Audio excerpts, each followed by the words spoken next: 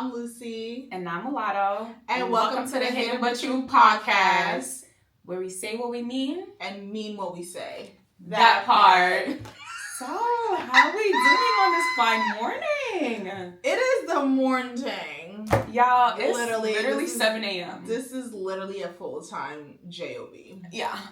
But is it really a JOB if we're really enjoying not. it? I'm really enjoying this. This is really things coming to fruition. Yeah.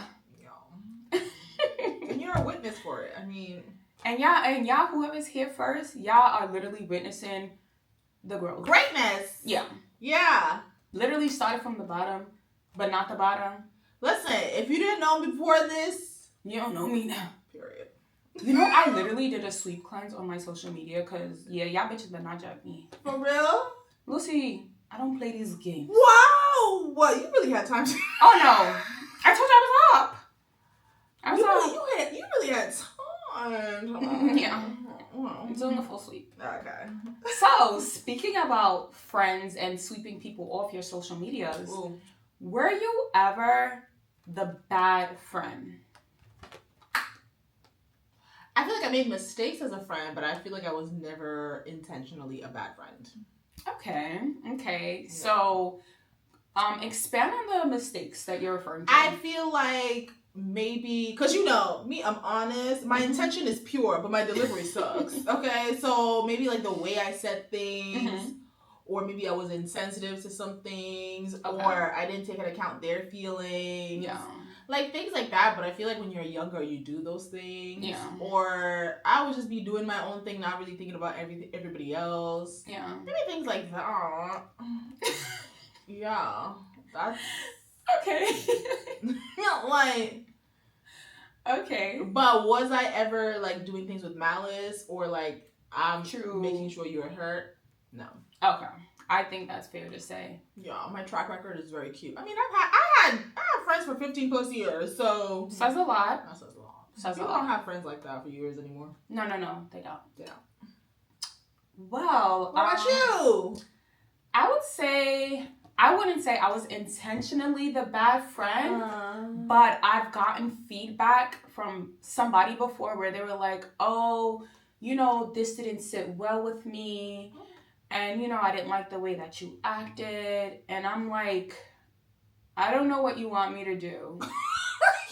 No, I don't know what do you want me to do. Because I would say when I was in my people-pleasing phase, we've all been there when you tried to please every friend. Yeah. And I had a moment where I had a lot of friends. Like, a lot. It was quantity, not quality. It was quantity, respectfully. And I literally just couldn't keep up. So, there was times where I wasn't going down to the lunchroom to go eat lunch with y'all.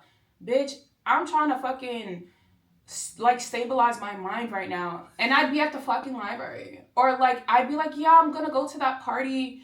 And then, last minute, I'd be like, you know what?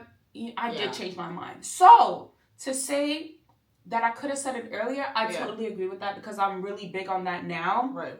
But it was like, I was saying yes because I felt pressured. Like, God forbid a bitch doesn't want to go. God forbid you're in your own lane. God forbid if I'm gradually growing and I don't want to do that anymore. So, I wouldn't say I was, like you said, I wasn't intentionally a bad friend, but they tried to label me as that because I was no longer pleasing them in the ways that they wanted to. And that one day you said no, my God. Oh my God. They forget all the times you said yes. And what about the times I was like, yes? You know what it's giving? Like, if you don't run with the flock, they want to get on the dock. I like it. That's so cheesy, but I like it. Literally, but that's literally what it is. It's like, if you don't do what everybody else, it's like, I don't want to. You know what I'm saying? For me, I hated those times because why do I have to have an explanation? If I don't want to go somewhere, I don't want to go somewhere, bro. And then it's like, are we okay? It's like... It was like... I don't want to go. Girl, it was like, can you give me the doctor's note that said you were sick? Yeah, that's a lot. That's...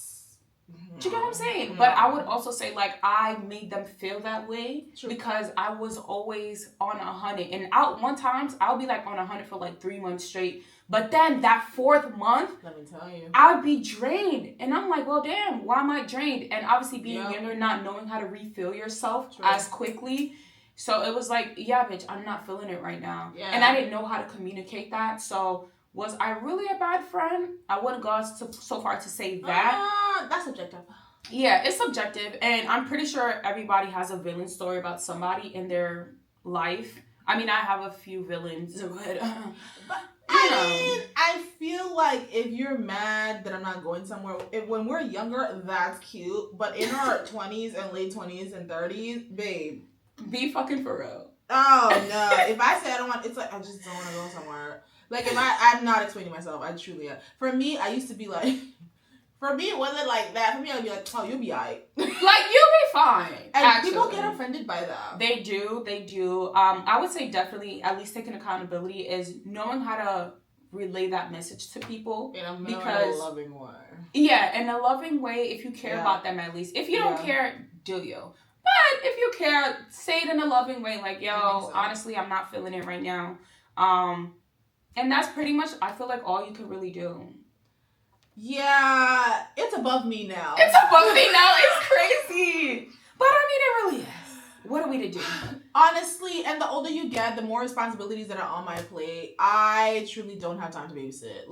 And if you're following me around, flocking me around, you clearly don't have responsibilities. I don't know what to tell you. I'm trying to pay my bills. You need to be a little bit busier. And then also too, on a deeper level, like now that we're older, there's reasons or spiritual reasons why we didn't feel like going places. Do you know how many times the Lord saved me and I didn't know? Girl, clock that motherfucking tea. Like, if I didn't feel like, well, now, if my being is like, don't go somewhere, I'm not going. I don't blame you. And I'm really big on that. And funny enough, knowing that now, I think one time in high school, like a group of friends, you know, that I was friends with, they asked me out. Yeah. And then I just don't know what it was. I didn't want to go. Yeah. They later on told me, they got pulled over and they had, butt on them, da-da-da-da. I'm like, you see? You want me to that shit to go on my record? Clean. Fuck out of here.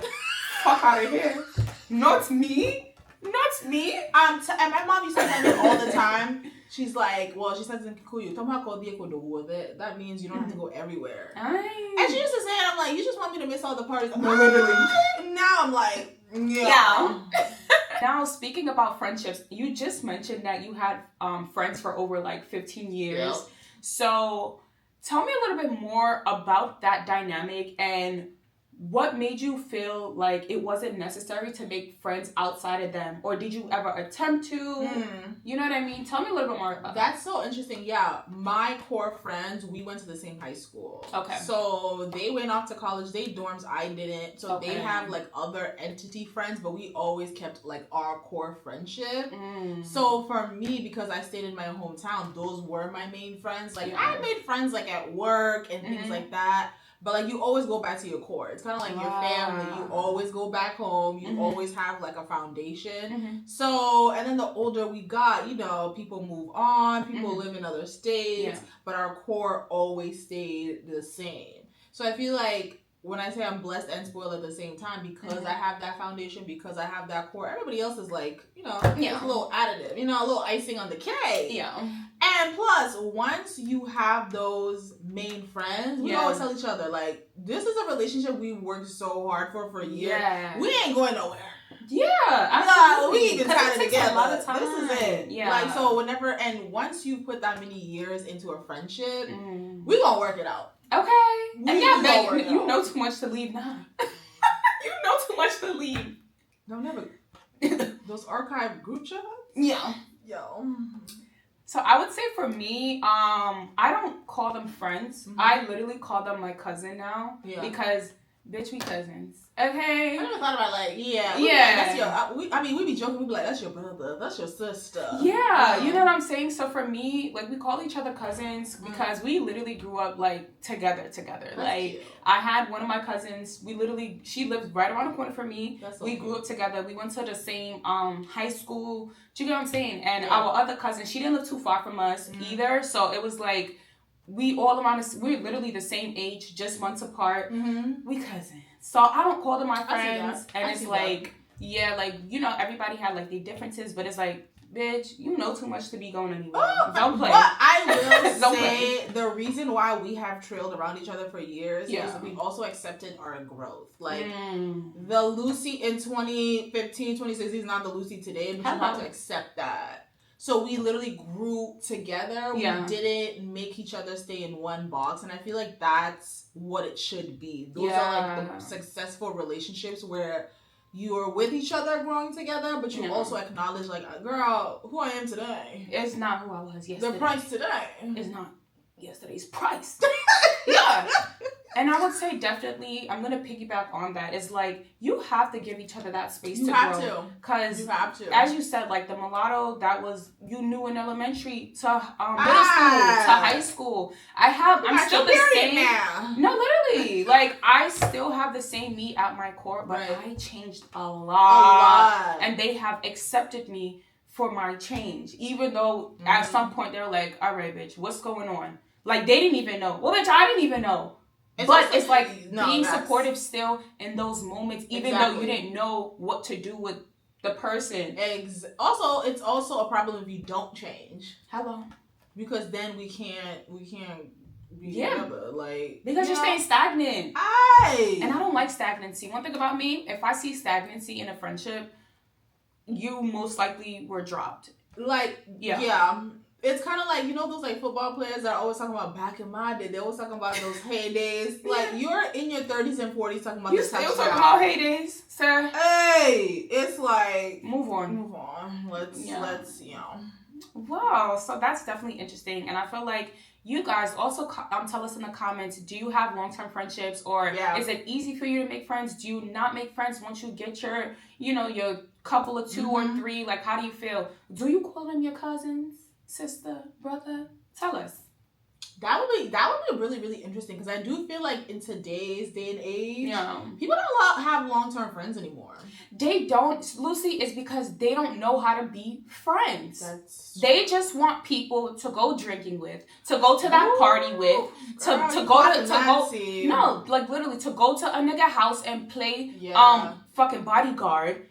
Bitch, I'm gonna need you when I'm low too. You know what I'm saying? Bitches only want to be around you when you're high. And I think I told you that recently with that's true. With my newer people that I try to be cool with, like friends wise, it's not gonna get to that point. Like, you're just an acquaintance to me, because it's like, oh, I see what you're trying to use me for, like to just have enjoyment, have fun. But it's like, can we have real conversations? Like, what do you want to do with your life? Yeah, people just want to have long-term friends to say they have long-term friends. Just to say they have that. People like are really thirsty for friendships, bro. Like, and but you don't. It's like actually wild. It's like, can we be friends? It's like, ooh, whoa, relax, slow burn. Can I get a good slow burn? Slow burn. Relax, because it's like when you're rushing into something, you're clearly there. I feel like that's a form of manipulation. I don't care what nobody says. It's a red flag. Why are you rushing for us to be like this? Why? What's going on? And that's why I always say, like, even the wedding videos we always talk about, like, how do you know this many women? I don't have that many bridesmaids in my mind. Girl, are these really friends? Are they really? And Lucy, honestly, from being in one not that long ago, recently, they're not all friends. Yeah, that's a story for another day. That's a story for another day. People really want quantity, not quality. Like, you want to be able to be like, oh, I'm going on a trip. Oh, let me tell you. And if you're not careful, like, so many girls and so many women literally pass away on these trips. You saw what happened to Chicago in Mexico? And that's what I was going with that. I don't play those games. Girl, what? That's what I'm saying. Y'all gotta be real careful. Like, you want this quantity of friends. If you have 1, 2 good people in your life, it's okay. You're good. It's okay. You're good. We don't have to. I think that's why we kept each other around, because we were like, girl, the outside is not cute. No, it's really not. It's really rough out here. It is. And you know what? It's okay for me. And I'm speaking from somebody that I like meeting new people. I like making new friends. I always leave the door open for that. Yeah. But you cannot fool me. My dear, I see you from a mile away. I'm not stupid. I see where you're at, and it's just not given. Period. Once I see, I can't unsee. Okay. Anyway, so behind the bars. So, you told me to watch that Netflix movie, The Unknown Numbers. Okay, since you put me on to watch it, tell us a little bit about it. So, Unknown Numbers is this Netflix documentary about these high school kids that were getting cyberbullied. Like, it was an unknown number that was texting them consistently and constantly for like 2 years.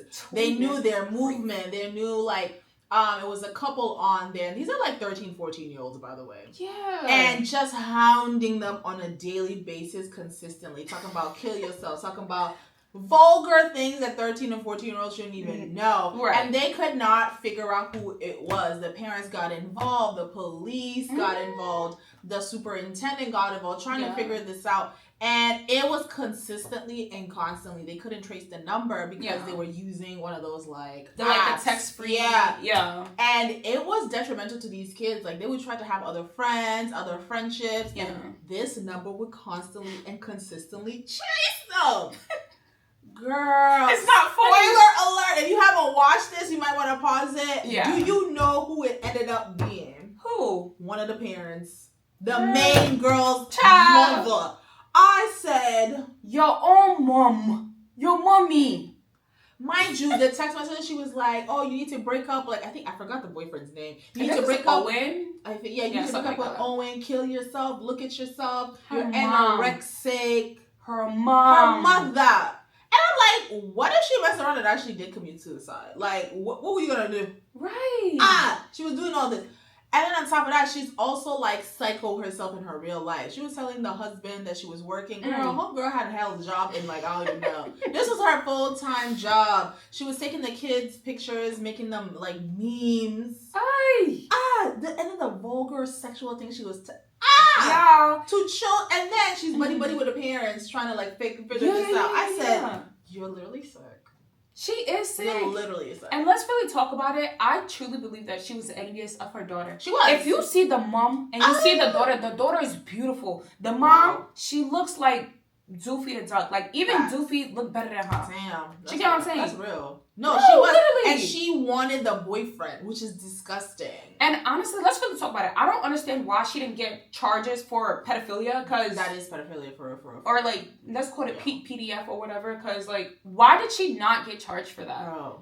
It's actually crazy. Yeah, so she only ended up getting charges of cyberbullying to minors. Yeah. Girl, she got 19 months. First of all, it must be nice to be palm colored. Yeah. Because I'm telling you, that's literally all she got. I was like, what is that? But guess what? Had it been her dad, he would have had a crazy ass smear campaign. He still would have been in jail.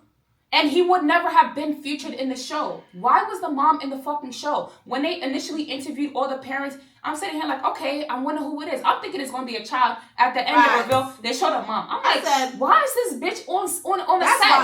Why she on the set? I just don't understand. Telling your own child kill themselves. And then even the interviewers were like, were you not afraid that she was like, no, she wasn't going to do it. What? You dismantled this girl's self-esteem. What? You were 8 hours a day on the computer doing this. 2 years. Even the FBI had to get involved. The FBI had to get involved. Just for them to find out who it was. That's ridiculous. No, and then on top of that, she was still trying to protect the daughter. She's like, I can't leave her alone. I still care about her. And I felt so bad for the daughter because she still wants to talk. That's her mother. But it's so she's torn. So she still wants to see her mom. She still wants to talk. But she's not understanding her mom has this control over her. I said no. And one thing the superintendent said, this is, cyber, what is that word? Munchausen syndrome. Munchausen syndrome, yes. Munchausen syndrome is pretty much when a parent makes the child sick and tries to cure them at the same time because they enjoy not just the attention but the connection with the child. Yeah. This was a cyber Munchausen syndrome. I said, just like Gypsy Rose. Just like Gypsy Rose. With her mom making her sick. She ended up killing her mom, didn't she? Yeah. All right. I feel like I feel sorry for the girl because I feel like this is gonna affect her later on in life with her friendships with women. So my question is to you is, do you think your relationship with your mom affects your relationship with women? Oh, absolutely. I think the very first relationships we have on this earth is our parents. Yeah. No matter what. So it's this thing where some moms should have never been mothers. Okay. And I don't know if the psychosis happens when you're pregnant or you were a psycho before and then you had a child. Big cycles before, girl. There's something that happens, but those are your very first established relationships, right? So if it goes left, it affects your other relationships. If you don't have a good relationship with your dad, guess what that's going to affect? Relationship with men. Yeah. If you don't have a good relationship with your mom, guess what that affects? Relationship with women. And I just felt so bad for that girl. 13, 14 is such a high, pivotal time in your life. And this is what your mama doing? What the hell? And then I also felt so bad for the husband because he was like, I didn't even, who was Who the hell did I marry? We need his 50-part season. That's something that's not talked about. Like these women that you can always, now that we've gone through therapy and experienced like a lot of women, you could always tell when someone has money issues. It's written all over their face. And honestly, if you listen close enough, people always tell you about themselves. Yes. Yeah. You just have to be able to pick it up. You know what I mean? Yeah. If you listen, not listen to respond. I'm telling you, people tell you everything you need to know. Okay. And also, in the documentary, some of the girls that was explaining Lauren, I think that's the girl's name. She's emotionless. She's emotionless. She's a little weird. She keeps herself. You don't know much about her. She's so surface level. Imagine what she was dealing with. Prior to that, the mom literally manipulating her since she was young. So she don't know how to freaking be friends with girls even at that age. And she was the only child. Oh, God. She was the only child, girl. She was the only child. And she was in sports. And the mom was just holding her while the cop was like telling them. And she was frozen. Did you see? She had no... She literally was like... But what, like, we want to emphasize cyberbullying for 2 years. And like these kids would get messages after messages after messages. What I didn't understand though is like why these parents were so hesitant to get them a new number, a new phone. You know that people weird. They odd. Cause I was like, that's the very first thing. Cause they were like, oh, it could be someone in our house and we don't know. So that's why we didn't want to take that chance. We wanted to find out. It took 2 years. Girl, I'm getting my child a burner phone at this point. Okay. And then the parents would carry around the phone. They'd be like, it's tormenting. It's constantly. Cause she would send like 80 to 100 text messages a day. And I'm like, why do you put this phone on? Put it in your wallet. Like they were like, oh, we can't even sleep. The phone is always going on. Why is it torment? Why y'all allowing it to torment y'all to that level? And their marriages and everything. That part, I was like, y'all know that one. You know what I'm saying? I will throw it in the ocean or something. I don't know. I feel like, respectfully, just based off like the story and the town itself, it just seems like they're messy as fuck. I don't care what anybody says. That town is messy as fuck. Even with the other parents, the way that they spoke and acted, they messy. Do you get what I'm saying? But ultimately, I feel sorry for her because it's literally gonna.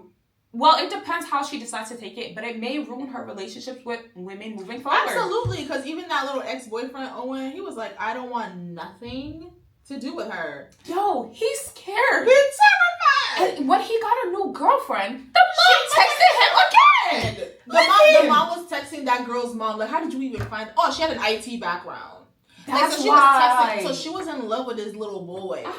And mind you, she was buddy-buddy with the boy's mom. Can you imagine? She's a fucking predator. No, she's a predator. I really don't care. And she's over here crying and she's like, it went further. I was like, okay. No. All in all, that mom, she basically loves attention. That's why she even agreed to do the Netflix series. Nice. And I feel like they're not telling us the whole story because she probably was like, oh, if y'all want to tell this part, I'm not going to do it. Right. But you know, Netflix is hungry because I feel like there was just so much missing. But we pray for you, Lauren, girl. And do you know, I wonder, fine, this happened on a grand scale and her face was all over television. Yeah. But I wonder how it is for the kids and the victim now that this is on Netflix. So it's not just like a hometown thing. This is a national thing. No, literally. So, what's your truth that's not hidden no more? Oh, my truth that's not hidden anymore is that it's okay to end relationships that don't benefit you, that are not mutually beneficial anymore. Yeah. And it doesn't speak to your character. It doesn't say that you're a bad person. Yeah. Like, it's okay to cut dead weight. Respectfully. Yeah. And what's your truth that's not hidden anymore? So my truth that's not hidden anymore is I'm okay being the villain in your story. Ooh! Okay, I'm so okay with it. Yeah. Because I know who I am. Period. I'm good with me. Mm-hmm. And if you happen to have a quote-unquote bad experience, and I'm saying quote-unquote because that's the script that you handed me. Yeah. Okay, it is what it is. Period. I like that. I love that for you. Thank you. For our viewers, what's your truth? That's not hidden anymore. Tell us. Put it in the comments. Let us know. Like, comment, and subscribe. And stay tuned for the next episode. That was good. And that's a wrap. Period.